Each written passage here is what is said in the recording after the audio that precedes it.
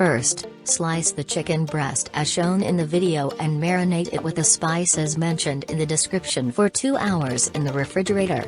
Meanwhile, chop 2 onions coarsely and sauté them in a little oil until golden brown. Then add the barberries and chopped walnuts, sauté them, and add some saffron. Fill the chicken with this mixture and fry both sides of the chicken in a pan with some oil until golden brown, then remove from the pan. Next, add the grated onion to the pan and sauté it. Then add the spices and sauté them. After that, add the tomato paste and sauté it. Now, add 1 cup of boiling water and some brewed saffron, mix well. Finally, add lemon juice and the fried chicken to the pan, cover, and let them simmer on low heat for 30 minutes to develop flavors. Meanwhile, prepare the rice and serve it in a dish, then decorate it. Enjoy your meal.